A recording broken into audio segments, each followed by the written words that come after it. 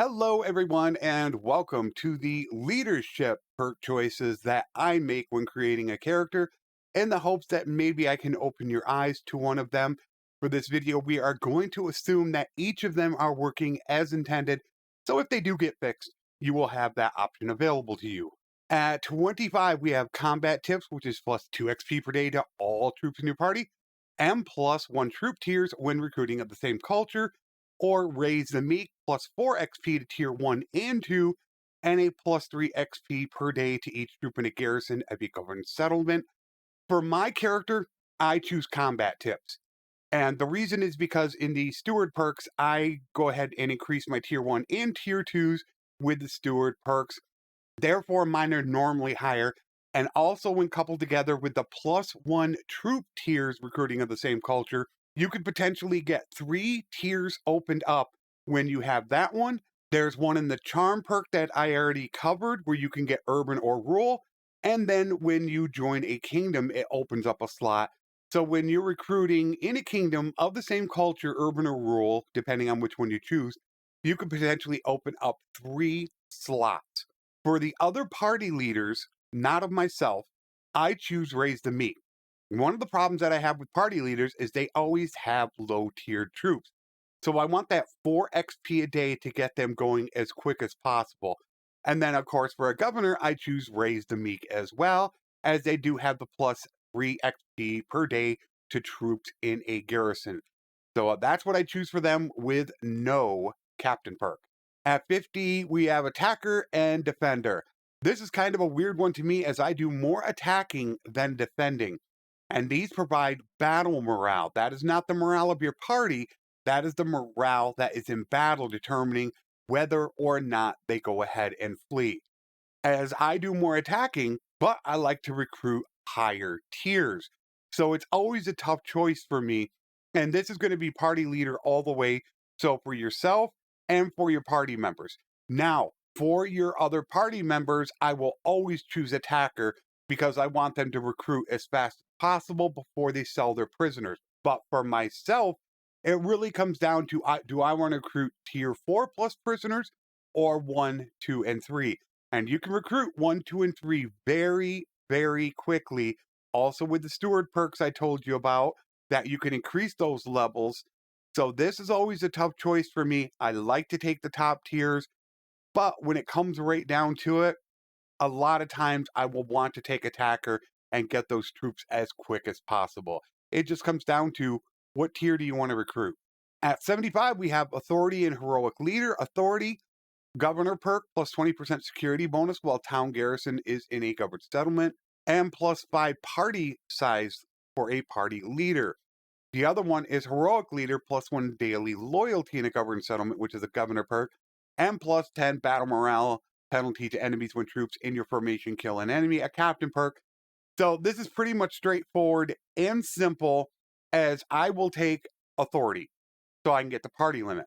For a party leader, I will go ahead and I will once again take authority. So the plus 5 party limit. For a captain, obviously, heroic leader for the battle morale. For a governor, I normally choose heroic leader as I want that plus 1 daily loyalty. Very important for me, more than security. Security is honestly the least of your concerns when you're in a settlement. Security is pretty easy to raise up by throwing troops in the garrison. So those are the easy choices for you to make for your characters and for everybody else. At 100, we have famous commander and loyalty and honor. This is one of those perks which I will take different ones at different times. With famous commander plus 50% renown gain from battles and 200 XP to troops when you recruit them. With loyalty and honor, tier 3 plus troops in your party no longer retreat low morale, meaning tier 3 plus will not leave the battlefield. They'll fight to the last man. And plus 30% faster non bandit prisoner recruitment. So, what I do at the beginning of the game is I will take famous commander as I want to get renown as fast as possible. However, once I normally make an army as a vassal, I will then spec over going to the arena to get loyalty and honor.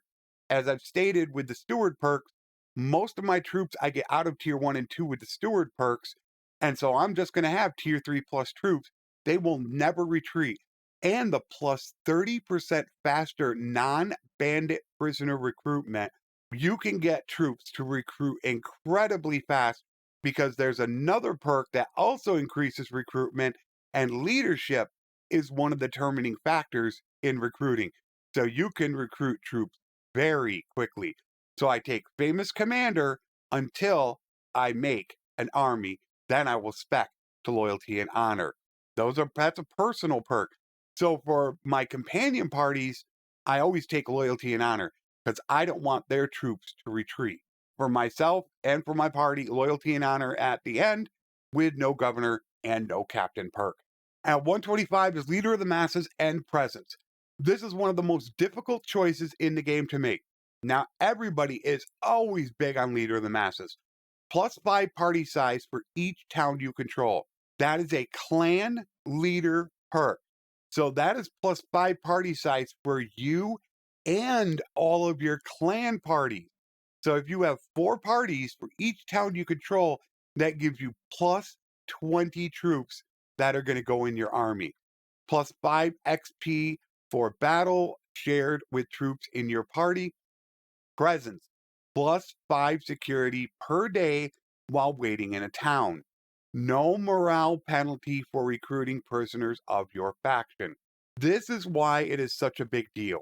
Presence. Why do you want the no morale penalty? I can go ahead if I'm Empire, have 100 Empire in my prisoner list ready to conform. Normally, you cannot recruit those. You'll drop way low on your morale. However, with the presence perk, you lose no morale when doing it. You could recruit all 100 before a battle and lose no morale. So I understand why people take leader of the masses, but it's one of those things that you do not want to sleep on presence. Presence is incredible. The +5 security per day while waiting in a town, that's a pretty big deal, as when you first take a town, the security is probably going to be a little bit low, and security plays a minor factor in loyalty. So if you are waiting in town for the security or loyalty to go up, by sitting in town, that +5 security is going to increase your loyalty as well. So for myself, this is always a tough choice. But if I'm playing Empire, I take presence so I can recruit Empire troops since 40% of the map is Empire. And then, of course, for the no morale penalty when lost. However, if I am not Empire, I will take leader of the masses. That is what I do for myself. For my party leaders, I will take presence because presence is a personal perk.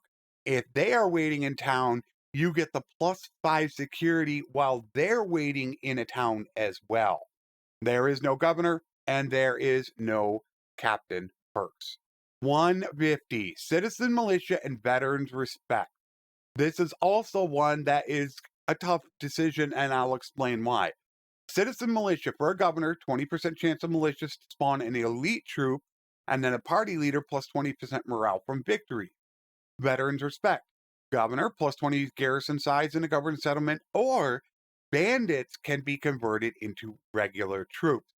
A lot of people take veterans respect. They want to be able to convert bandits. But I will bring your attention to the +20% morale from victory.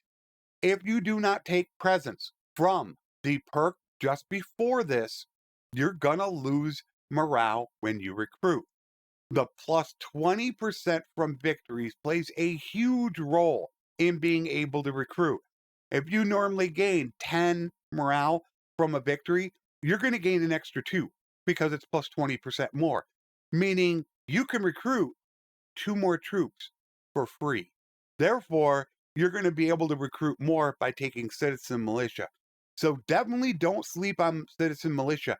I normally take that over veterans respect, as you could get troops really easy in the game. They're candy in this game. You don't need to have it. So for myself, I take citizen militia. If I have a governor, I will once again default to citizen militia, as I do love my militia and I want them to be elite.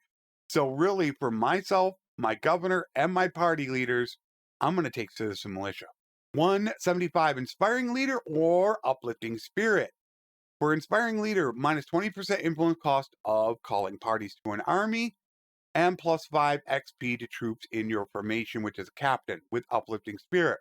Plus 10 battle morale in siege battles, and plus 10 party size limit for both party leaders. For me, this is hands down Uplifting Spirit. The minus 20% influence cost for calling parties, I always have a lot of influence. I don't need to worry about that. And I'm normally not a captain, and 5% isn't that much. But plus 10 battle morale is big. Battle morale is so important, and you're getting plus 10 party size limit. For myself and for my party leaders, Uplifting Spirit all the way. If you have a captain, then you might want to think about Inspiring Leader. If the captain is also a party leader, then it could be a tough choice. I would still go with Uplifting Spirit. I think those two together are really important to think about when running your army. 200, Lead by Example and Trusted Commander.